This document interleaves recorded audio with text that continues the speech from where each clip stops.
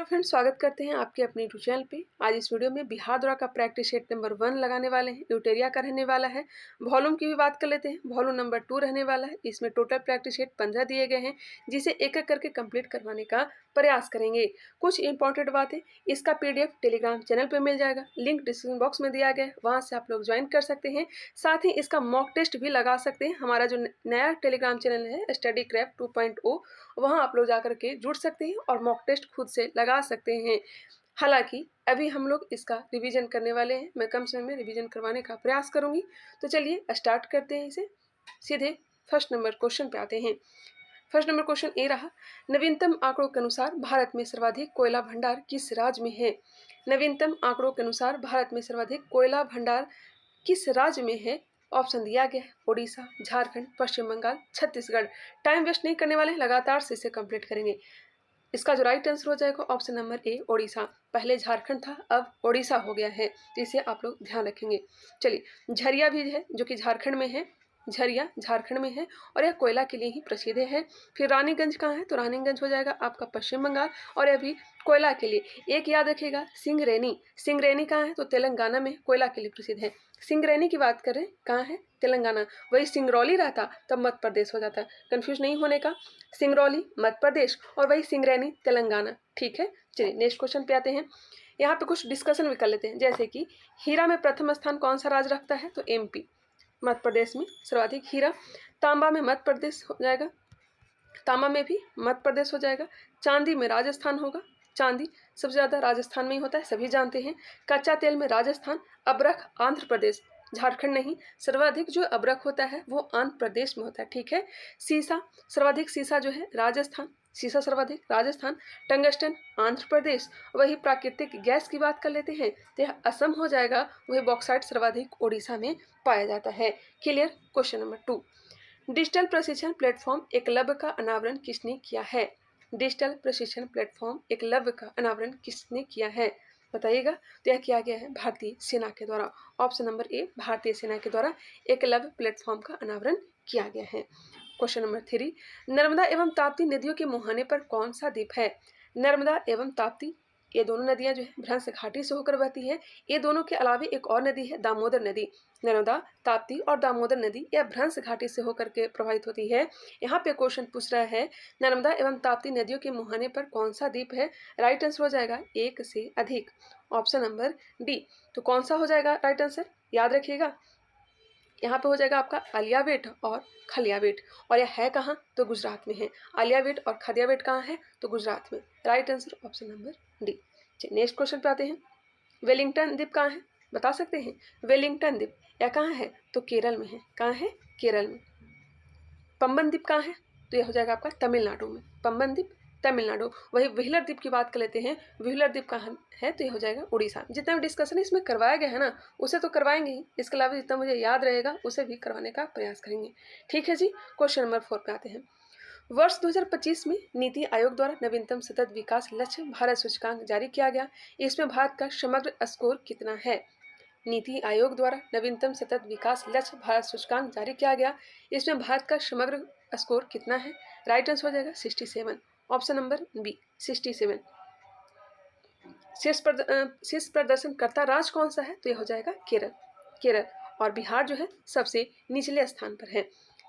Next है question number 5, हाल ही में किस राज्य द्वारा शिक्षित बेरोजगार युवाओं को आर्थिक सहायता प्रदान करने के लिए लाडला भाई योजना की शुरुआत की गई है?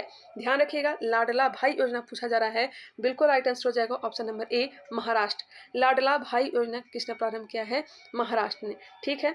वही स्वास्थ्य नगरम परियोजना तेलंगाना के द्वारा जारी किया गया है या लागू किया गया है। स्वास्थ्य नगरम परियोजना तेलंगाना। वही मित्र वन योजना, गौर करिएगा, मित्र वन योजना कहाँ लागू किया गया है? यह जो योजना है यह कहाँ का है? उत्तर प्रदेश का है। ठीक है जी। श्रमिक बसेरा योजना, श्रमिक बसेरा योजना किसने प्रारंभ किया है? तो यह किया है जी गुजरात ने। किसने? गुजरात ने।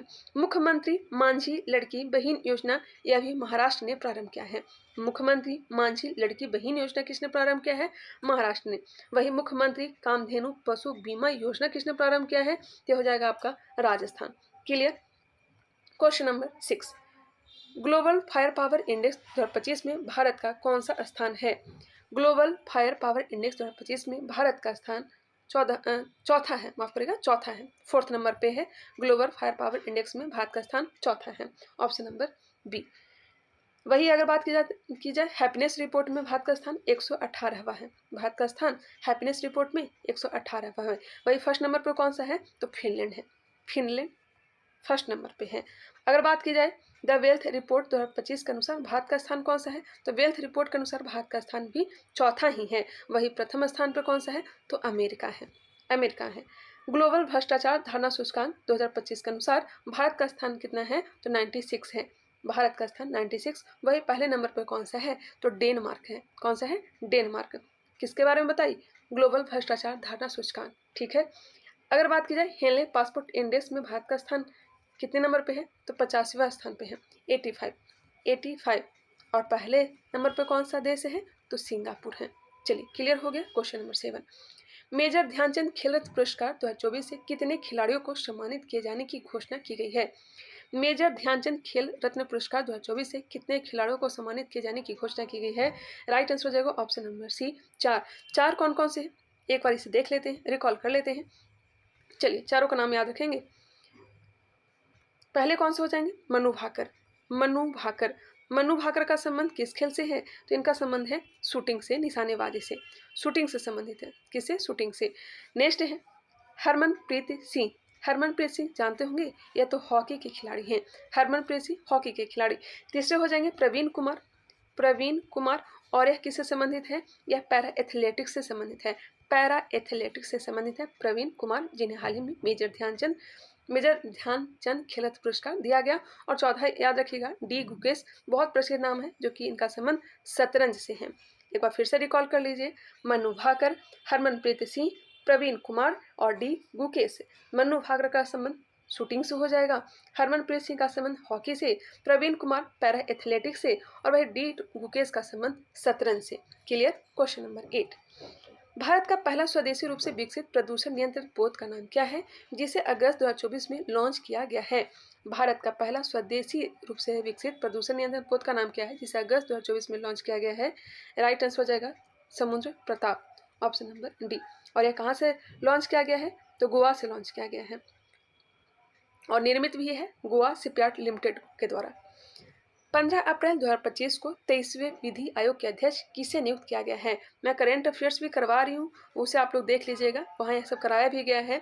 23वें विधि आयोग के अध्यक्ष कौन बने हैं, तो ये बन गए हैं Dinesh Maheshwari, option number B. 23वें विधि आयोग के अध्यक्ष कौन बने हैं, तो दिनेश माहेश्वरी। चलिए क्वेश्चन नंबर 10, किस टाइगर रिजर्व के पास दुनिया की पहली ब्लैक टाइगर सफारी की स्थापना की जाने की योजना बनाई गई है। किस टाइगर रिजर्व के पास दुनिया की पहली ब्लैक टाइगर सफारी की स्थापना की जाने की योजना बनाई गई है, तो राइट आंसर हो जाएगा सिमलीपाल टाइगर रिजर्व। यह है कहाँ, तो हो जाएगा आपका उड़ीसा में। कान्हा टाइगर रिजर्व कहाँ है, तो एमपी में है। जिम कार्बेट कहाँ है, तो उत्तराखंड में है। सिमलीपाल और भितरकनिका दोनों साथ याद रखिएगा, यह कहाँ है, तो उड़ीसा में। वही बांदीपुर कहाँ है, कर्नाटक में। क्लियर। चलिए आगे बढ़ते हैं, और भी याद रखना चाहे तो रख सकते हैं, जैसे कि मानस जो है कहाँ है, असम में है। सुंदरवन पश्चिम बंगाल में है। रणथंभौर राजस्थान में है। वही पलामू टाइगर रिजर्व झारखंड में है। मेलघाट इंपॉर्टेंट है, मेलघाट कहाँ है, मेलघाट टाइगर रिजर्व पूछा जाए तो हो जाएगा आपका महाराष्ट्र में। सरिस्का कहाँ है, तो राजस्थान। पेरियार केरल। इंद्रावती छत्तीसगढ़। नागार्जुन कहाँ है, तो हो जाएगा आंध्र प्रदेश, जिसे नागार्जुन सैलम टाइगर रिजर्व के नाम से जानते हैं, और यह कहाँ है, आंध्र प्रदेश में। क्लियर। चलिए क्वेश्चन नंबर 11, 18वीं भारत वन स्थिति रिपोर्ट 2023 के अनुसार भारत के कितने प्रतिशत क्षेत्र में वन एवं वृक्षावरण है, बताएंगे। ऑप्शन दिया गया है कितने प्रतिशत पे वन एवं वृक्षावरण है। राइट आंसर जो हो जाएगा option number B, 25.17%, 25.17%, option number B बिल्कुल राइट आंसर हो जाएंगे। अधिकतम वृद्धि कहाँ हुआ है, वृक्ष एवं वन में सर्वाधिक जो वृद्धि हुआ छत्तीसगढ़ में, उसके बाद उत्तर प्रदेश। और वही अगर बात की जाए कि वनावरण में सर्वाधिक वृद्धि करने वाला राज्य कौन सा है, तो मिजोरम है। उसके बाद गुजरात है और तीसरे स्थान पर उड़ीसा है। और सबसे कमी कहाँ हुआ है वन एवं वृक्षावरण में, तो मध्य प्रदेश में सबसे ज़्यादा कमी हुआ, दूसरे स्थान पर कर्नाटक है। चलिए नेक्स्ट क्वेश्चन पे आते हैं। आरोही क्रम में दिया गया है, बताना है। इसका PDF दिया गया, आप लोग खुद से सॉल्व कर सकते हैं, मैं आंसर टिक कर देती हूँ, ऑप्शन नंबर सी होगा। चलिए, एक आदेश के जरिए सभी राजनीतिक दलों के लिए संगठित चुनाव कराना और आयकर रिटर्न भरना अनिवार्य कर दिया गया है। ऐसा आदेश किसके द्वारा जारी किया गया? एक आदेश के जरिए सभी राजनीतिक दलों के लिए संगठनिक चुनाव कराना और आयकर रिटर्न भरना अनिवार्य कर दिया गया है। ऐसा आदेश किसके द्वारा जारी किया गया? तो राइट आंसर हो जाएगा भारत के चुनाव आयोग के द्वारा। नेक्स्ट क्वेश्चन, डेक्कन वर्ग पर्वत किस महाद्वीप में है? डेक्कन वर्ग पर्वत किस महाद्वीप में है? तो हो जाएगा आपका अफ्रीका महाद्वीप में। ऑप्शन नंबर बी अफ्रीका महाद्वीप में है। एटलस पर्वत कहाँ है? तो उत्तरी अफ्रीका में है। एटलस पर्वत कहाँ है? उत्तरी अफ्रीका में। नेक्स्ट क्वेश्चन, हाल ही में भारत ने किस नदी पर बने बगलिहार डैम से पाकिस्तान को जाने वाले पानी को रोक दिया था? सिंपल सी बात, बगलिहार डैम किस नदी पर है? तो ये हो जाएगा आपका चिनाब नदी पर। ऑप्शन नंबर हो जाएंगे सी चिनाब नदी। पद्म पुरस्कार से सम्मानित स्वामी शिवानंद सरस्वती का हाल ही में निधन हो गया, वह कौन थे?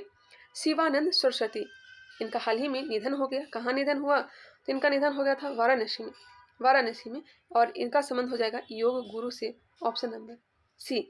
इनका जन्म जो हुआ था 1986 में बांग्लादेश में हुआ था।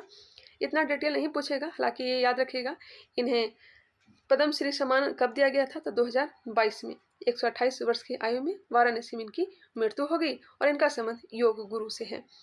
चलिए नेक्स्ट क्वेश्चन पे आते हैं।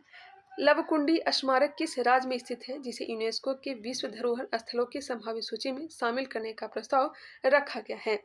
लवकुंडी स्मारक किस राज्य में स्थित है जिसे यूनेस्को की विश्व धरोहर स्थलों की संभावित सूची में शामिल करने का प्रस्ताव रखा गया है? तो ये कहाँ है? तो कर्नाटक में। राइट आंसर ऑप्शन नंबर ए। और इसकी स्थापना जो है कल्याण चालुक्य वंश के शासनकाल में किया गया था। क्वेश्चन नंबर 18, लोकसभा अध्यक्ष ओम बिरला ने 2025-26 के कार्यकाल के लिए किसे संसदीय प्राक्कलन समिति का अध्यक्ष नियुक्त किया है? सिंपल सी बात है, बताना है प्राक्कलन समिति के अध्यक्ष वर्तमान में कौन है? तो हो जाएंगे आपका संजय जायसवाल। ऑप्शन नंबर ए Sanjay Jaiswal. Next question, question number 19, स्थानीय स्तर पर छोटे नगरों में प्रशासन चलाने वाली इकाई को क्या कहा जाता है?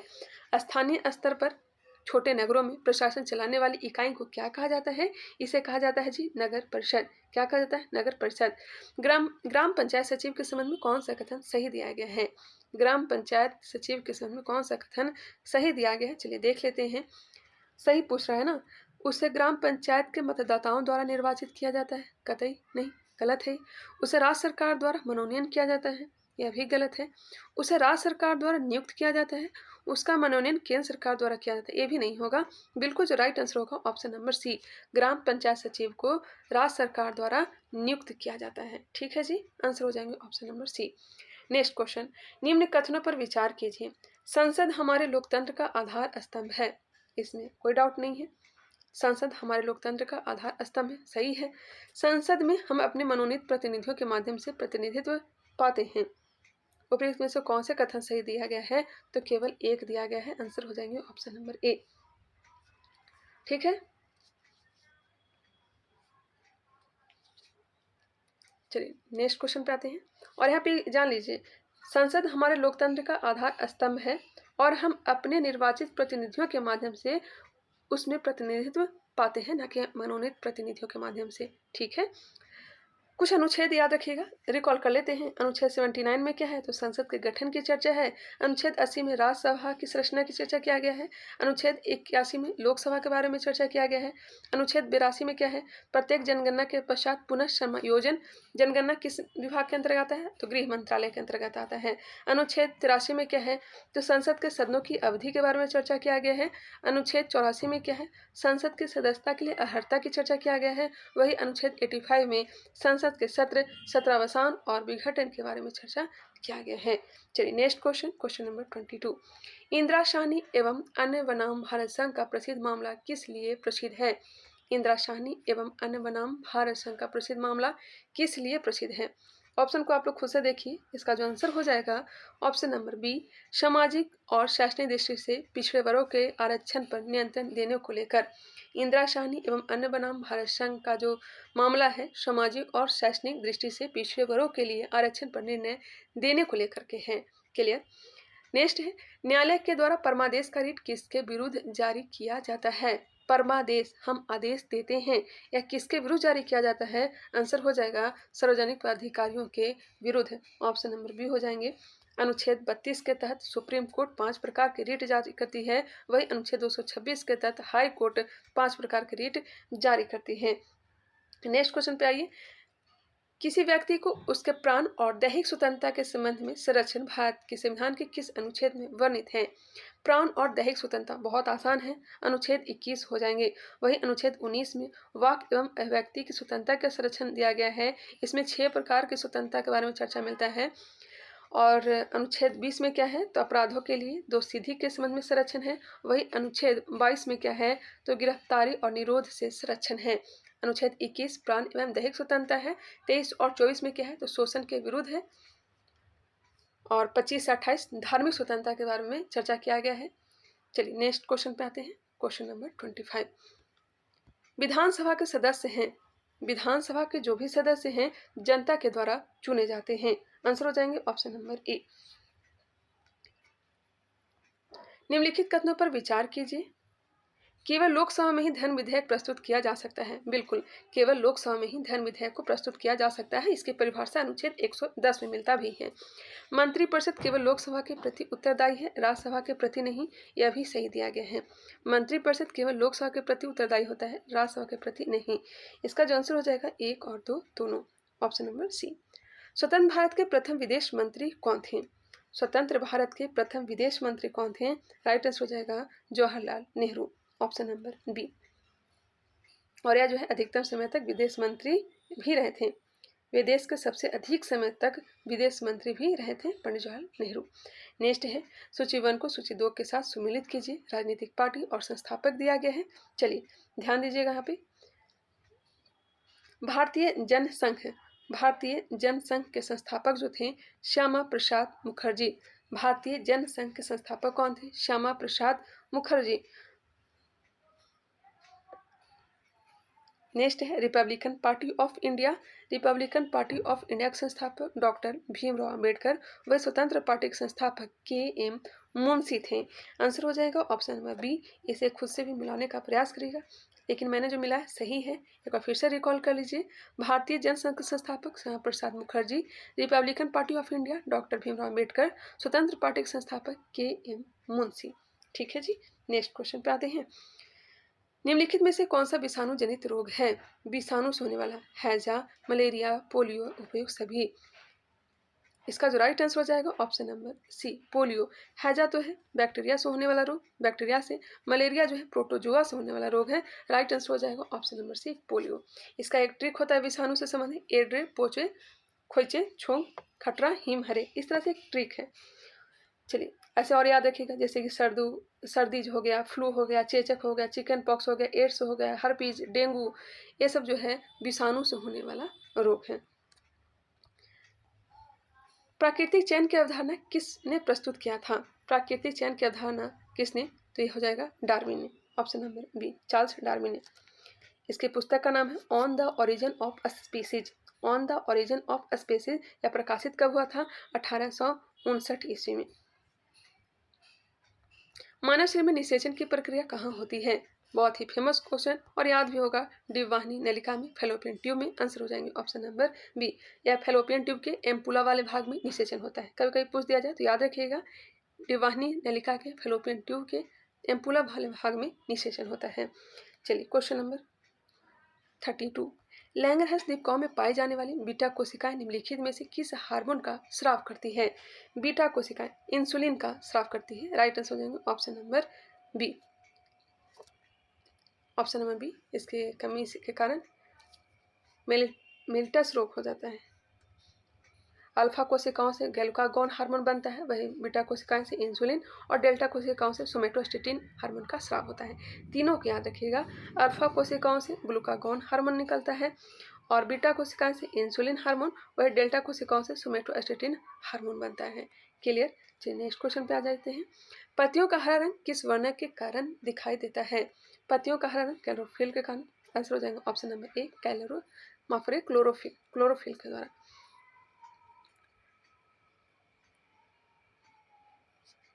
नेक्स्ट क्वेश्चन पे आते हैं। और वही जैंथोफिल जो है पीले और नारंगी रंग द्रवों का एक समूह है जो कि पत्तियों का पीला रंग हो जाता है कैरोटीनॉइड के कारण।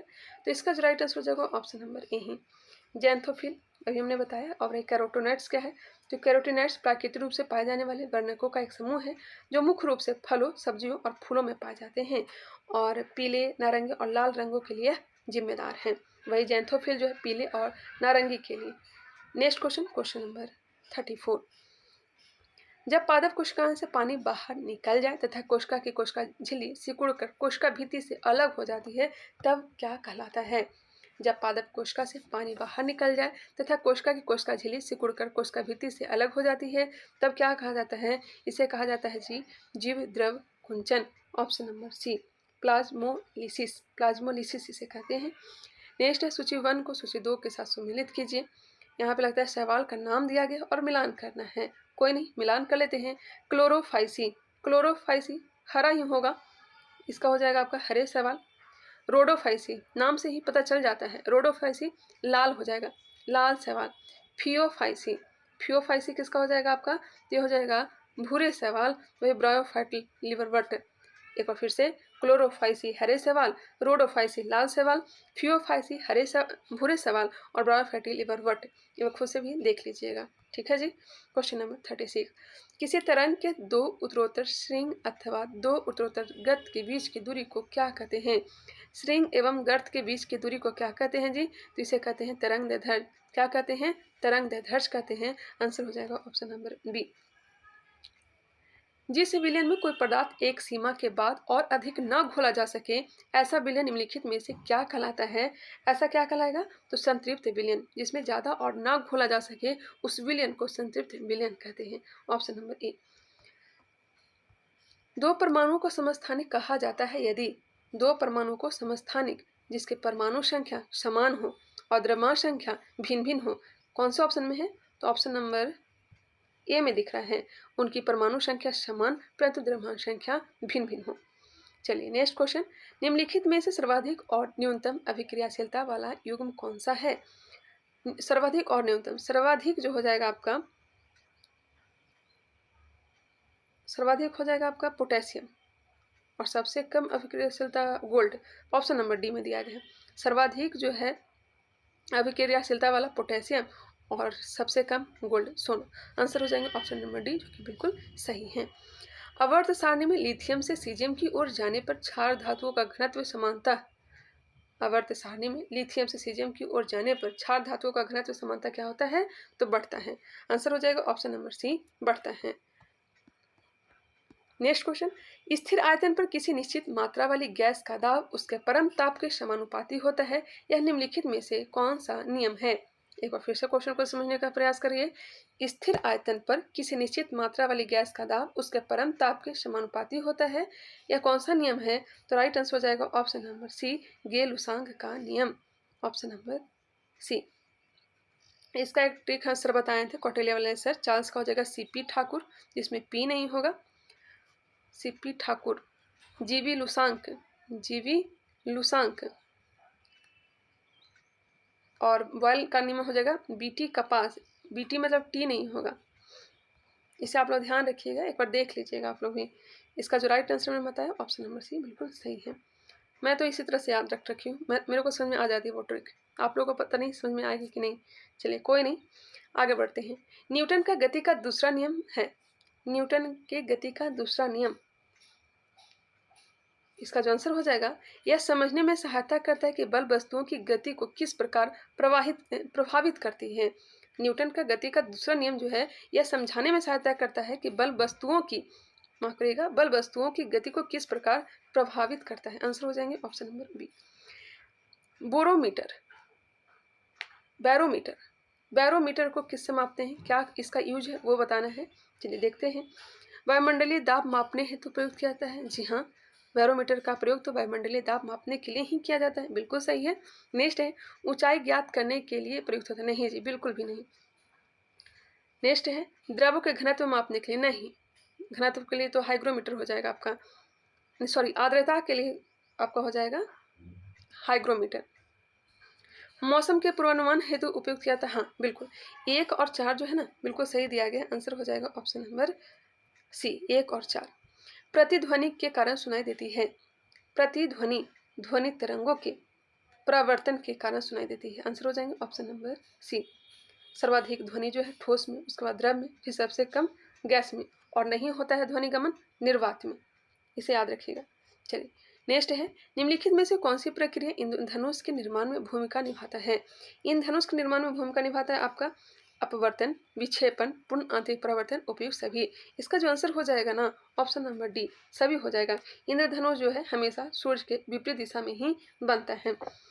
तापमान बढ़ाने पर सभी शुद्ध धातुओं के प्रतिरोध पर क्या प्रभाव होता है। तापमान अगर बढ़ा दिया जाए तो शुद्ध धातुओं के प्रतिरोध पर क्या प्रभाव होगा, तो और बढ़ जाता है। और क्या होता है, बढ़ जाता है। आंसर हो जाएंगे ऑप्शन नंबर डी। तापमान बढ़ाने पर सभी शुद्ध धातुओं का प्रतिरोध बढ़ जाता है। प्रतिरोध जो है लंबाई के सीधे अनुपातिक है और यह क्षेत्र के व्युत्क्रमानुपाती होता है। धातु गर्मी और बिजली का संचालन कर सकती है। धातुएं जो है आघातवर्ध और तन्य होती है, जैसा कि जानते भी हैं। चांदी जो है विद्युत का सबसे अच्छा चालक है, लेकिन सर्वाधिक जो प्रयोग होता है तांबा का प्रयोग होता है। उसके बाद आ जाएगा चांदी के बाद तांबा, सोना, एल्युमिनियम, यह सब आ जाएगा। अर्धचालक पदार्थों का तापमान बढ़ाने से प्रतिरोध घटता है, अर्थात चालकता बढ़ती है। लेकिन यहाँ पे पूछा गया था शुद्ध धातुओं के बारे में, अगर वही पूछा जाता अर्धचालक के बारे में तो वहाँ पे क्या हो जाता है, तापमान बढ़ाने से प्रतिरोध घटता है और चालकता क्या होता है, बढ़ जाता है। ठीक है, इसका अपोजिट याद रखिएगा। चलिए जी नेक्स्ट क्वेश्चन पे आ जाइए। क्या डिस्कशन करेंगे, वीडियो लंबा बनेगा, आप लोग बोर हो जाएंगे। पानी का हिमांक बिंदु है। पानी का हिमांक बिंदु इसमें जो दिया गया है ऑप्शन नंबर डी में 32 डिग्री फ़ारेनहाइट। इसका एक फॉर्मूला होता है, इसे याद रखिएगा। C-0/100 F-32/180 equal to R-0/80 और K-273/100। एक बार क्लियर से मैं लिख देती हूँ। C-0/100 equal to F-32/180 equal to R-0/80 हो जाएगा। R से रोमर याद रखिएगा। K से हो जाएगा केल्विन, K-273/100। नीचे जो भी होता है ना, मतलब न्यूनतम और अधिकतम, जैसे मान के चलिए हिमांक और क्वथनांक के बीच जितना भी अंतर होता है वही नीचे लिखा हुआ होता है। ठीक है, इस फॉर्मूला को याद रखिएगा, इससे क्वेश्चन पूछा जाता है। किलौआ ज्वालामुखी किस द्वीप पर स्थित है। यह जो है हवाई द्वीप पर। किलौआ ज्वालामुखी कहाँ है, हवाई द्वीप पर। और याद रखिएगा, जैसे कि माउंट विसुवियस कहाँ है, तो इटली। माउंट विसुवियस ज्वालामुखी कहाँ है, इटली में है। सेमेरू ज्वालामुखी कहाँ है, इंडोनेशिया में। विरुंगा ज्वालामुखी कहाँ है, तो हो जाएगा आपका कांगो लोकतांत्रिक गणराज्य में। वही आपका मोनालोवा कहाँ है, हवाई द्वीप में है। मोनालोवा और किलौआ ये दोनों को याद रखिएगा, ये दोनों हवाई द्वीप में ही हैं। वही माउंट किलिमंजारो तंजानिया में है। माउंट सेंट हेलेंस यह कहाँ है, यूएसए में। वही माउंट फूजी कहाँ है, जापान में।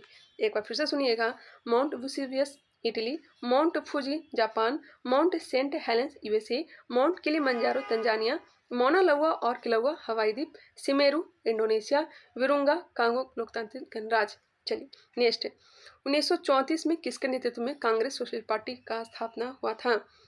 1934 में किसके नेतृत्व में कांग्रेस सोशलिस्ट पार्टी की स्थापना हुआ था। यह हुआ था आपका जी आचार्य नरेंद्र देव व जयप्रकाश नारायण के नेतृत्व में। आंसर हो जाएंगे ऑप्शन नंबर सी। निम्नलिखित में से कौन सा 1857 की क्रांति का अग्रगामी था। 1857 की क्रांति से होने से पहले कौन सा अग्रगामी था। आंसर हो जाएगा जी सन्यासी विद्रोह। यह कब से कब तक हुआ था, तो 1763 से 1800 तक चला था।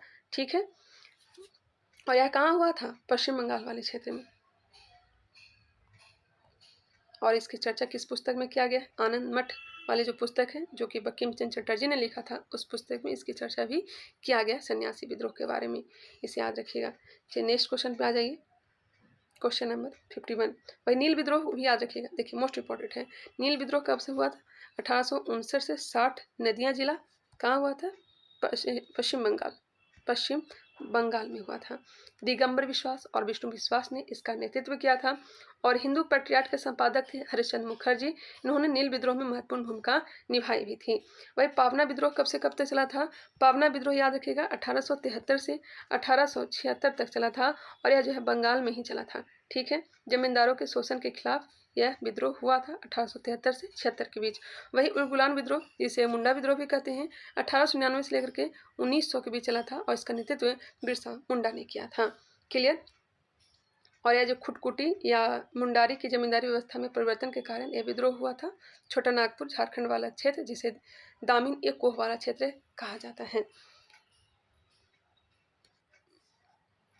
नेक्स्ट क्वेश्चन, दामिन ए कोह वो जो हुआ था संथाल विद्रोह, माफ करेगा संथाल विद्रोह हुआ था। दामिन ए कोह जो कि भागलपुर से लेकर के राजमहल के पहाड़ियों के बीच वाला जो क्षेत्र था उसे दामिन ए कोह कहा जाता है और यहीं पे संथाल विद्रोह हुआ था। क्लियर? चलिए क्वेश्चन नंबर 51, पुस्तक और लेखक दिया गया है, पत्रिका है शायद सोम प्रकाश ईश्वरचंद विद्यासागर। सोम प्रकाश किसकी पत्रिका है? ईश्वरचंद विद्यासागर का है।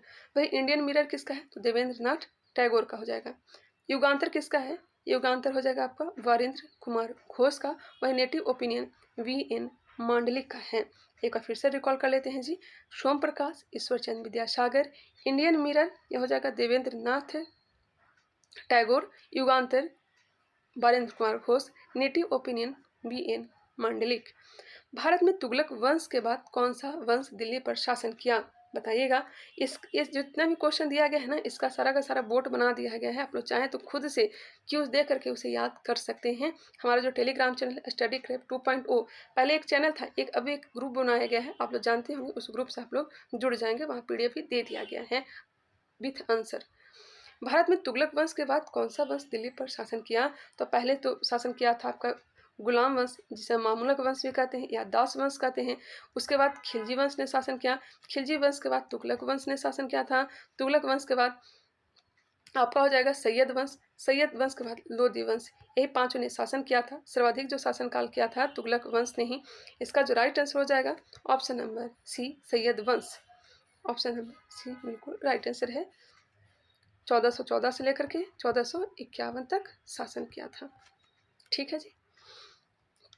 क्वेश्चन नंबर 53, इनमें से किसने 1857 के विद्रोह में सक्रिय रूप से भाग लिया था? बेगम हजरत महल हो, चाहे नाना साहब हो, चाहे मौलवी अहमदुल्ला हो, ये सभी के सभी भाग लिए थे। आंसर हो जाएगा option number D. Veer Savarkar ने इसे पहला स्वतंत्रता संग्राम कहा था। नाना साहब कानपुर से, वही बेगम हजरत महल लखनऊ से, मौलवी अहमदुल्ला फैजाबाद से और बहादुर शाह दिल्ली से नेतृत्व किए थे। वही सैन्य नेतृत्व वक्त खान दिल्ली से किए थे। नेक्स्ट है, उस स्वतंत्रता सेनानी का नाम बताइए जिन्होंने गवर्नर जनरल को निम्नलिखित पंक्तियां लिखी। चलिए देखते हैं। मैंने घुटने टेक कर रोटी मांगी, लेकिन उसके बजाय मुझे पत्थर मिला। मैं ऐसे प्रत्युत्तर से आश्चर्यचकित नहीं हूँ। ब्रिटिश राष्ट्र केवल शक्ति के सामने झुकता है। यह कथन किसका है? तो जानते होंगे यह किसका है, तो महात्मा गांधी का है। आंसर हो जाएगा ऑप्शन नंबर सी। इन्होंने इरविन के सामने 11 सूत्री की मांग रखी थी। यंग इंडिया इनकी जो पत्रिका थी, इसके माध्यम से।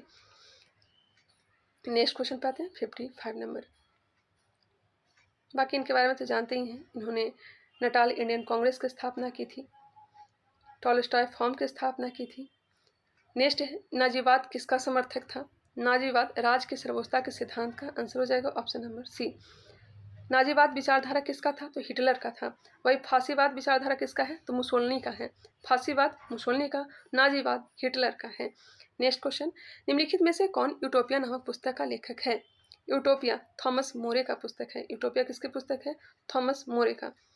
नेक्स्ट है, लोथल नगर के संदर्भ में निम्नलिखित में से कौन सा कथन सही नहीं है? लोथल के बारे में बताना है।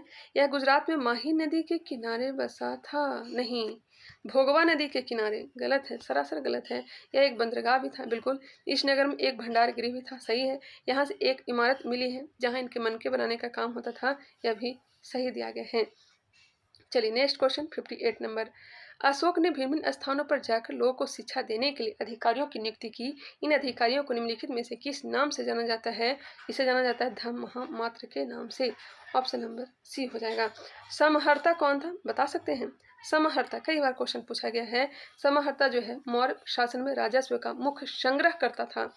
राजस्व का मुख्य संग्रहकर्ता समाहर्ता कहलाता था। वही द्वारिक कौन था? द्वारिक महल के द्वार के लिए जिम्मेदार एक अधिकारी था, मतलब पहरेदार था। ठीक है। सन्निधाता कौन था? तो मौर्य प्रशासन के कोषाध्यक्ष था। सन्निधाता मौर्य प्रशासन में कोषाध्यक्ष था। सेनापति सेना का प्रमुख होता था। प्रदेशक जिला गवर्नर होता था। वही राजुका जो होता था राजस्व अधिकारी होता था। क्लियर। क्वेश्चन नंबर 59, गंधार शैली का एक समन्वय है। आप लोग कमेंट करके बताइए कि डिस्कशन करवाना सही रहेगा या फिर नहीं। गंधार कला शैली का एक समन्वय कौन सा है? तो आंसर हो जाएगा भारतीय तथा यूनानी कला, और यह जो है कुषाण के काल में प्रसिद्ध हुआ था, खास करके कनिष्क के शासन काल में। आंसर हो जाएंगे ऑप्शन नंबर डी। हर्ष के संदर्भ में निम्नलिखित में से कौन सा कथन असत्य दिया गया है? हर्ष के दरबारी कवि बाणभट्ट ने हर्ष की जीवनी लिखी। जी बिल्कुल। फाहियान हर्ष के शासन काल में भारत आया था। फाहियान, सोचना पड़ेगा। फाहियान चंद्रगुप्त द्वितीय के दरबार में आया था, और इसकी पुस्तक का नाम है फो क्योंकि यह चीन का रहने वाला था। यह हर्षवर्धन के दरबार में नहीं आया था, हर्षवर्धन के दरबार में हेन स्वांग आया था। क्लियर। हर्ष अपनी राजधानी थनेसर से हटाकर कन्नौज ले गया। जी बिल्कुल। हर्षवर्धन बौद्ध धर्म के महायान मत से प्रभावित था। जी हाँ, सही। चेर शासकों ने अपने अभिलेखों में किस भाषा का प्रयोग किया? चेर जो थे यह केरल वाले क्षेत्र में रहते थे, और केरल का भाषा ही है मलयालम। तो आंसर हो जाएगा ऑप्शन नंबर बी। चेर की राजधानी कहाँ थी? तो बजी या करूर थी। बजी या करूर। और इनका चिन्ह क्या था जी? तो इनका चिन्ह हो जाएगा आपका धनुष। क्या हो जाएगा? धनुष। नेक्स्ट क्वेश्चन, महात्मा बुद्ध के संदर्भ में निम्नलिखित कथनों पर विचार कीजिए। उपरोक्त में से कौन से कथन सही दिए हैं? इन्होंने अपना पहला उपदेश सारनाथ में दिए थे। बिल्कुल। 5 मित्रों को दिए थे। उनके उपदेश आत्मा और परमात्मा के विषय में होते थे। नहीं, इनका जो उद्देश्य जो था ना, मुख्य उपदेश जो था, दुख की समस्या तथा उससे मुक्ति के मार्ग पर आधारित था, और इसी कारण से इन्होंने अष्टांगिक मार्ग दिया था। ये गलत है। उन्होंने दुख को निवृत्ति के लिए अष्टांगिक मार्ग को बताया। बिल्कुल। 1 और 3 है जो सही दिया गया है। आंसर हो जाएंगे ऑप्शन नंबर सी। जनगणना 2011 के अनुसार भारत के निम्नलिखित में से किस केंद्र शासित प्रदेश का लिंगानुपात सर्वाधिक है? लिंगानुपात सर्वाधिक किसका है बताएंगे? तो हो जाएगा आपका पुदुचेरी का। ऑप्शन नंबर ए।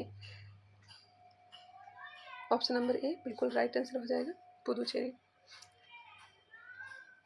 1037। उसके बाद दूसरे नंबर पर कौन आता है? तो लक्षद्वीप आ जाएगा। नेक्स्ट क्वेश्चन, भारत और अमेरिका के बीच होने वाला संयुक्त सैन्य अभ्यास युद्ध अभ्यास 2024 का आयोजन कहाँ किया गया? युद्ध अभ्यास का आयोजन कहाँ किया गया? तो यह राजस्थान में किया गया। और भी अभ्यास याद रखिएगा, मैं थोड़ा सा कम समय में फास्ट रिकॉल करवाऊंगी। ठीक है। जैसे कि वरुण, वरुण जो है यह किसके बीच हुआ है? भारत और फ्रांस के बीच। सूर्य किरण 18वां सूरज किरण हुआ है, यह भारत और नेपाल के बीच होता है, जानते होंगे। वज्र प्रहार भारत और अमेरिका के बीच। नसीम अल बहर, नसीम अल बहर भारत और ओमान के बीच। सिम्बेक्स भारत और सिंगापुर, सिम्बेक्स जो है भारत और सिंगापुर। वही सिन्वेक्स अगर रहता ना, सिन्वेक्स और सिम्बेक्स में कंफ्यूज हो सकते हैं, याद रखिएगा सिम्बेक्स। यहाँ पे लिख भी देती हूँ मैं, सिम्बेक्स। यह किसके बीच में हुआ? तो हुआ है आपका भारत और सिंगापुर के बीच। वही सिनबेक्स अगर पूछा जाए, सिनबेक्स भारत और कंबोडिया के बीच में हुआ है। काजिन भारत और कजाकिस्तान के बीच। युद्ध अभ्यास तो भी हमने बताया अमेरिका के बीच में हुआ है। अल नजाह, अल नजाह युद्ध अभ्यास किसके बीच हुआ है? यह हुआ है जी आपका ओमान के बीच, भारत और ओमान के बीच में हुआ है। उदार शक्ति, उदार शक्ति किसके बीच हुआ है? तो भारत और मलेशिया के बीच। मित्र शक्ति भारत और श्रीलंका के बीच। नोमैडिक एलिफेंट भारत और मंगोलिया के बीच में हुआ है, और इसका आयोजन भी मंगोलिया में ही किया गया है। नोमैडिक एलिफेंट के बारे में बात की। आगे बढ़ते हैं। अभ्यास मैत्री की बात की जाए तो भारत और थाईलैंड हो जाएगा। होपेक्स, होपेक्स जो है भारत और मिस्र का सैन्य अभ्यास है। वही जीमेक्स, जीमेक्स जो है भारत और जापान के बीच। वही रेड फ्लैग अभ्यास की बात की जाए तो बहुराष्ट्रीय सैन्य अभ्यास है। ठीक है जी। चलिए, विनवेक्स भारत और वियतनाम के बीच में हुआ था। गरुड़ शक्ति भारत और इंडोनेशिया के बीच में हुआ था। क्लियर हो गया। किस वायुदाब पेटी को अरब अक्षांश कहा जाता है? माफ करिएगा, अश्व अक्षांश। डोल ड्रम तो हो जाता है 0 से 5 डिग्री, लेकिन यहाँ पे पूछा जा रहा है अश्व अक्षांश, तो राइट आंसर हो जाएंगे ऑप्शन नंबर डी। 30 डिग्री से लेकर के 35 डिग्री, चाहे वो नॉर्थ में हो चाहे वो साउथ में हो। आंसर हो जाएगा ऑप्शन नंबर डी। 30 डिग्री, यहाँ पे मान लीजिए 30 डिग्री है, 30 डिग्री से 35 डिग्री के बीच में जो है, 30 डिग्री से लेकर के 35 डिग्री को क्या कहते हैं? अश्व अक्षांश। वही दक्षिण में भी 30 डिग्री से लेकर के 35 के बीच में क्या कहेंगे? अश्व अक्षांश कहेंगे। ठीक है। डोलडम तो हो जाता है आपका 0 डिग्री से 5 डिग्री के बीच में। चलिए नेक्स्ट क्वेश्चन पे आ जाइए। असत्य कथनों पर विचार कीजिए। सिंधु नदी जम्मू कश्मीर से होकर प्रवाहित होती है। सिंधु नदी जम्मू कश्मीर से होकर प्रभावित होती है, नहीं, यह तो सिर्फ लद्दाख से प्रभावित होती है, यही गलत है। श्योक नदी झेलम की सहायक नदी, श्योक नदी झेलम के साथ नहीं, सिंधु की सहायक नदी है, यह गलत है। झेलम सिंधु नदी की सबसे बड़ी सहायक नदी नहीं, चिनाब जो है सिंधु नदी की सबसे बड़ी है। ये तीनों के तीनों गलत दिया गया, आंसर हो जाएंगे ऑप्शन नंबर डी, सभी असत्य हैं। हाल ही में किसने खेलो इंडिया यूथ गेम्स के 7वें संस्करण का उद्घाटन किया?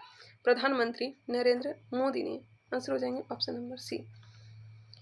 4 से 15 मई तक इसका आयोजन किया गया और इसका आयोजन जो है अपना बिहार में हुआ था, इम्पॉर्टेंट है।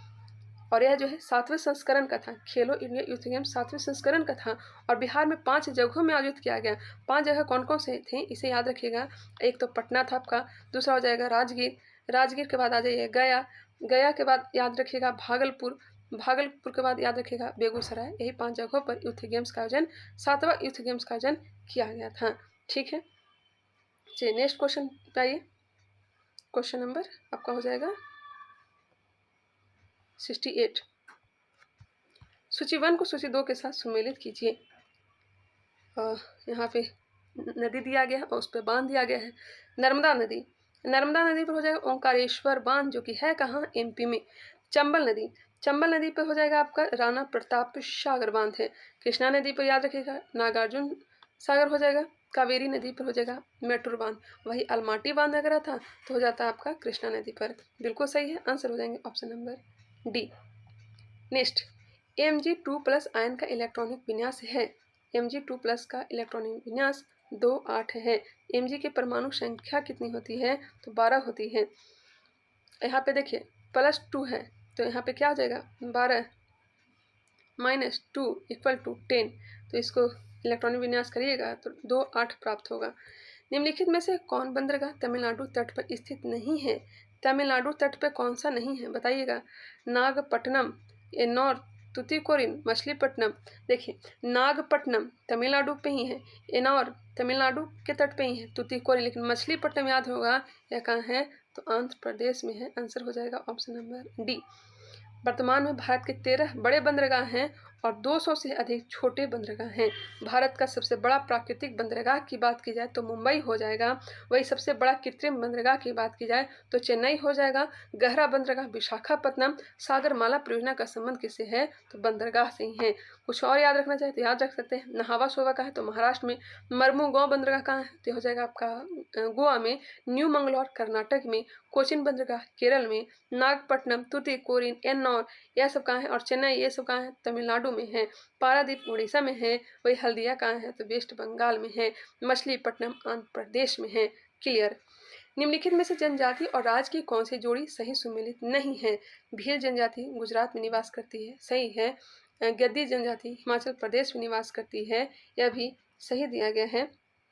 आगे बढ़ते हैं। टोडा तमिलनाडु में निवास करती है, यह भी सही है। बहुपति विवाह के लिए प्रसिद्ध है। वासी केरल, वासी जो है यह केरल की जनजाति नहीं है, वासी जो है लद्दाख की जनजाति है। लद्दाख की आंसर हो जाएंगे ऑप्शन नंबर डी। और भी याद रखिएगा जैसे गोंड, अंगरिया, बैगा, यह जो है तीनों छत्तीसगढ़ की जनजाति है। गोंड, अंगरिया, बैगा कहाँ का है, छत्तीसगढ़ का। भूटिया, लिम्बू, लेपचा, तमांग सिक्किम का है। याद रखें भूटिया की बात कर रहे हैं, ये कहाँ है, तो सिक्किम में। भूटिया, लिम्बू, लेपचा, तमांग सिक्किम। टोडा, बडगा, कोटा, इरुलास, कुरुबास ये सब कहाँ है, तमिलनाडु में। एक बार फिर से, टोंडा, बडगा, कोटा, इरुलास, कुरुम्बास कहाँ है, तमिलनाडु में। वासी जनजाति लद्दाख का है। सेंटलीज, जारवा, सोमपेन यह सब कहाँ का है, अंडमान निकोबार का है। नेक्स्ट, विश्व में कॉफ़ी का सर्वाधिक उत्पादन कहाँ होता है, तो यह ब्राज़ील में होता है। विश्व में 3 प्रकार के कॉफ़ी का किस्म पाया जाता है, कॉफिया अरेबिका, कोफिया रोबेस्टा और कोफिया लाइबेटिका। एक बार फिर से, कोफिया अरेबिका, कोफिया रोबेस्टा, कोफिया लाइबेटिका, यह 3 किस्म है किसका, कॉफ़ी का। विश्व में उत्तम कोटि का जो कहवा प्राप्त होता है, जमैका का एक पर्वत है ब्लू माउंटेन पे ही उत्तम कोटि का कॉफ़ी प्राप्त होता है। अगर पूछा जाए कि कहवा प्रांत किसे कहते हैं, तो साओ पोलो को कहवा प्रांत कहा जाता है। वही विश्व का कहवा पात्र किसे कहा जाता है, तो ब्राज़ील को कहा जाता है। ब्राज़ील का जो सेंटोस पतन है वो कहवा पतन कहा जाता है, सेंटोस बंदरगाह को कहवा या फिर कॉफी बंदरगाह कहा जाता है। बहुत सारे यहाँ पे क्वेश्चन छुपे हुए थे। चलिए, ताल की मिट्टी किस फसल के उपयुक्त मानी जाती है? ताल का तो नाम सुने ही होंगे, जैसे कि गंगा नदी बहती है उसके किनारे जो होते हैं उसे ताल कहा जाता है। गंगा जो नदी बहती है उसके दक्षिण वाले भाग में होता है और यह जो है रबी फसल के लिए उपयुक्त मानी जाती है। ऑप्शन नंबर बी, जैसे बिहार में मोकामा का ताल बहुत फेमस है और यह जो है रबी फसल के लिए काफ़ी अच्छी मानी जाती है। 8 से 10 किलोमीटर में यह फैला हुआ होता है गंगा नदी के दक्षिण वाले ओर। चलिए नेक्स्ट क्वेश्चन, रबी फसल में खास करके दलहन के लिए असंगत जोड़ों को पहचानिए। देखते हैं जी, उदयपुर वन्यजीव अभ्यारण्य कहाँ है? तो पश्चिम चंपारण में। जी हाँ। बरेला वन्यजीव अभ्यारण्य कहाँ है? तो वैशाली में, ये भी सही है। नागी नकटी कहाँ है? तो जमुई में है। वाल्मीकि वन्यजीव अभ्यारण्य कहाँ है? पूर्वी चंपारण। वाल्मीकि पश्चिमी चंपारण होना चाहिए, आंसर गलत दिया गया है। भीमबांध वन्यजीव अभ्यारण्य कहाँ है? तो मुंगेर में है। संजय गांधी कहाँ है? तो पटना में। नागी नकटी जमुई में है। गौतम बुद्ध पक्षी अभ्यारण्य कहाँ है? तो गया में है। नेक्स्ट, उत्तर पश्चिम भारत में सर्दियों के दिनों में होने वाली वर्षा संबंध किस मानसून विक्षोभ से है? उत्तर पश्चिम वाले भाग में जो वर्षा होती है यह किसके कारण से होती है? तो पश्चिमी विक्षोभ। आंसर हो जाएंगे ऑप्शन नंबर सी। यह रबी फसल के लिए उपयुक्त मानी जाती है। रबी फसल का टॉनिक कहा जाता है इसे। कौन सा वैश्विक सम्मेलन ग्रीन हाउस गैस उत्सर्जनों में कमी के लिए आयोजित वैश्विक समझौते की दिशा में पहला कदम था? ग्रीन हाउस गैस उत्सर्जन में कमी के लिए आयोजित वैश्विक समझौते की दिशा में पहला कदम कौन सा था? तो राइट आंसर दिया गया है रियो डी जेनेरो 1992, जो कि ब्राजील में संपन्न हुई थी। ठीक है। क्योटो प्रोटोकॉल 1997 में हुआ था। ग्रीन हाउस गैस के उत्सर्जन में कमी लाने के लिए बाध्यकारी लक्ष्य निर्धारित किए गए थे। वही वियना सम्मेलन जो 1985 में हुआ था, ओजोन परत को नष्ट करने वाले उत्सर्जन गैस को रोकने के लिए हुआ था। अगर बात किया मॉन्ट्रियल प्रोटोकॉल, यह भी ओजोन से ही संबंधित है और मॉन्ट्रियल प्रोटोकॉल कब हुआ था? 1987। तो याद रखिएगा, वियना सम्मेलन 1985, Montreal protocol 1987, Rio de Janeiro 1992, Kyoto protocol 1997। Clear. Question number 78। बहुत लंबा डिस्कशन शायद हो गया, 46 मिनट का वीडियो बन गया है। आगे से ध्यान रखेंगे, ज़्यादा वीडियो लंबा नहीं करेंगे।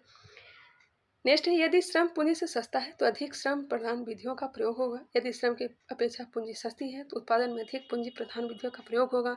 उपयोग दिए गए वितरण किस प्रकार की अर्थव्यवस्था को निरूपित करता है? आंसर हो जाएगा पूंजीवादी अर्थव्यवस्था, जो कि है कहाँ? तो अमेरिका में है। समाजवादी अर्थव्यवस्था कहाँ है? तो आपका हो जाएगा रूस में।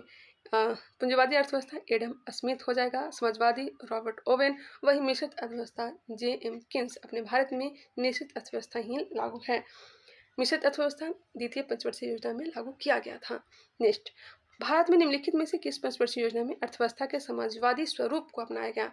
समाजवादी स्वरूप को जो अपनाया गया था दूसरी पंचवर्षीय योजना में। राइट आंसर हो जाएंगे ऑप्शन नंबर ए। 1956 से 1961 तक दूसरी पंचवर्षीय योजना चला था। पीसी महालनोबिस मॉडल पर यह आधारित था। भारत को 1991 में एक आर्थिक संकट का सामना करना पड़ा। निम्नलिखित में से उस संकट का प्रमुख कारण क्या था? 1991 में इस समय जो वित्त मंत्री थे डॉक्टर मनमोहन सिंह थे, वही अगर बात की जाए प्रधानमंत्री तो पीवी नरसिम्हा राव थे। इसका जो राइट आंसर हो जाएगा ऑप्शन नंबर बी, बाहरी ऋण का उच्च स्तर। मुख्य कारण क्या था? बाहरी ऋण का उच्च स्तर। चलिए, बाजार का नियम किस अर्थशास्त्री ने दिया था? बाजार का नियम जे.बी. ने बाजार का नियम दिया था। वही जे.एम. कीन्स ने रोजगार का नियम दिया था। जे.एम. कीन्स रोजगार का नियम, वही जे.बी. से बाजार का नियम दिया था। डेयरी आर्थिक गतिविधियों के किस क्षेत्र में आता है? या तो जानते ही होंगे, प्राथमिक क्षेत्र के अंतर्गत आता है। प्राथमिक क्षेत्र, ठीक है। वानिकी, कृषि, पशुपालन, खनन, मछली पकड़ना, मधुपालन, यह सभी प्राथमिक क्षेत्र में आते हैं। वही निर्माण एवं विनिर्माण जो है माध्यमिक क्षेत्र मतलब द्वितीय क्षेत्र में आते हैं। वही तृतीय क्षेत्र में तो सेवा क्षेत्र आ जाएगा। चलिए नेक्स्ट क्वेश्चन पे आइए। रेपो रेट क्या है? बताइएगा, रेपो रेट क्या है? यह वह दर है जिस पर आरबीआई धन की कमी की स्थिति में वाणिज्यिक बैंकों को अल्पकालिक ऋण देता है। जब खुद ऋण लेता है रिवर्स रेपो रेट, जब वो ऋण देता है तब हो जाएगा रेपो रेट। ठीक है। निम्नलिखित में से किस दिन संयुक्त राष्ट्र शांति सैनिकों का निम्नलिखित में से किस दिन संयुक्त शांति सैनिकों का अंतर्राष्ट्रीय दिवस मनाया गया? राइट आंसर हो जाएगा 29 मई को। इसका थीम है भविष्य के लिए उपयुक्त साथ मिलकर बेहतर निर्माण करना। 2002 में यह प्रस्तावित किया गया था। नेक्स्ट है ग्रुप ए को ग्रुप बी के साथ सुमेलित कीजिए। मुख्यालय दिया गया है, चलिए देखते हैं। अंतर्राष्ट्रीय न्यायालय द हेग हो जाएगा। खाद्य और कृषि संगठन रोम होगा। यूनिसेफ, यूनिसेफ का मुख्यालय कहाँ है तो न्यूयॉर्क में है। विश्व व्यापार संगठन जेनेवा हो जाएगा। जानते होंगे, आसान था ये। नए संसद भवन के वास्तुकार कौन है? नए संसद भवन के वास्तुकार बिमल पटेल हैं। आंसर हो जाएंगे ऑप्शन नंबर बी। इसे याद रखिएगा, यह जो है सेंट्रल विस्टा पुनर्विकास परियोजना के हिस्से में इसका निर्माण नई दिल्ली में करवाया गया। इसका उद्घाटन 28 मई 2023 को प्रधानमंत्री नरेंद्र मोदी के द्वारा किया गया और सबसे पहले इसमें 106वां संविधान संशोधन अधिनियम पारित किया गया, जो कि नारी शक्ति वंदन अधिनियम के नाम से भी जाना जाता है। नेक्स्ट क्वेश्चन पे आइए। गैबोन देश की राजधानी इनमें से कौन सा है? गैबोन की राजधानी लिब्रेविले, गैबोन की राजधानी लिब्रेविले, गैबोन की राजधानी लिब्रेविले। और मुद्रा क्या है तो फ्रैंक, गैबोन की मुद्रा क्या है तो फ्रैंक है। कैमोरोस की राजधानी कहाँ है बताइए? कोमोरोस, कोमोरोस की राजधानी कहाँ है तो मोरोनी हो जाएगा। गाम्बिया की राजधानी बंजुल होगा, गाम्बिया की राजधानी बंजुल। कांगो की राजधानी ब्राज़ाविले, कांगो लोकतांत्रिक गणराज्य का किसानसा होगा। नेक्स्ट क्वेश्चन है, भारतीय प्राणी सर्वेक्षण की स्थापना इनमें से किस वर्ष की गई थी? प्राणी सर्वेक्षण की स्थापना कब की गई थी? ऑप्शन दिया गया है, इसका जो आंसर होगा ऑप्शन नंबर सी 1996 में 1 जुलाई, माफ करिएगा 1916 में। लगातार बोलने से मिस्टेक हो जाता है। चलिए याद रखिएगा, 1 जुलाई 1916 को भारतीय प्राणी सर्वेक्षण की स्थापना किया गया था। नेक्स्ट क्वेश्चन, और वही अगर पूछा जाए कि गंगा मैदान क्षेत्रीय केंद्र की स्थापना कब किया गया था तो 1965 में किया गया था। कहाँ किया गया था जी तो पटना में। जितना भी इसमें डिस्कशन करवाया गया है ना, सारा मेन टॉपिक मैं आप लोग को बताते चल रही हूँ। अनुसूचित जाति एवं जनजाति के अधिनियम कब बनाया गया था? अनुसूचित जाति एवं अनुसूचित जनजाति के लिए अधिनियम कब बनाया गया था तो राइट आंसर हो जाएगा 1989 में, ऑप्शन नंबर सी। किस देश की संसद को नेसेट के नाम से जाना जाता है? नेसेट जानते होंगे, इजराइल, इजराइल। चीन के संसद का नाम नेशनल पीपुल कांग्रेस हो जाएगा। तुर्की के संसद का नाम ग्रैंड नेशनल असेंबली। जापान का डायट हो जाएगा। और अपना भी संसद का नाम क्या है तो संसद ही है, पार्लियामेंट। निम्नलिखित में से कौन प्रेम शब्द का पर्यायवाची नहीं है? क्या नहीं है तो घृणा नहीं है, जबकि प्रणय, अनुराग, प्रीति ये सभी के सभी प्रेम का पर्यायवाची शब्द है। जो कम बोलता है उसके लिए उपयुक्त शब्द कौन सा है तो मितभाषी। भरपेट की समास का उदाहरण है तो भरपेट हो जाएगा अव्ययी भाव, अव्ययी भाव। नेक्स्ट है, इंग्लिश से दिया गया, English grammar change active voice to passive voice. It is time to ring the bell, इसका अगर एक्टिव से पैसिव करिएगा तो आंसर प्राप्त होगा option number D, it is time for the bell to be rung. Next question 94 number, fill in the blanks with suitable option. Catherine says that she, यहाँ पे क्या फिल होगा? Catherine says that she had never been in love before, option number A. One nation one student ID card का नाम क्या है? One nation one student ID card का नाम क्या है तो बताइएगा। तो इसका जो राइट आंसर हो जाएगा ऑप्शन नंबर ए, अपार। अब देखिए यहाँ से मैथ रीजनिंग का प्रश्न दिया गया है। हालांकि मैं पीडीएफ दे दी हूँ, आप लोग चाहें तो पीडीएफ प्राप्त कर सकते हैं, खुद से प्रैक्टिस सेट लगा सकते हैं। रोज शाम में हम लोग लगाते भी हैं। तो चलिए आज के लिए इतना ही रहने देते हैं, मिलते हैं नेक्स्ट वीडियो में। वीडियो कैसा लगा कमेंट करके बताइएगा, डिस्कशन करवाऊँ या नहीं वो भी आप लोग बताइएगा।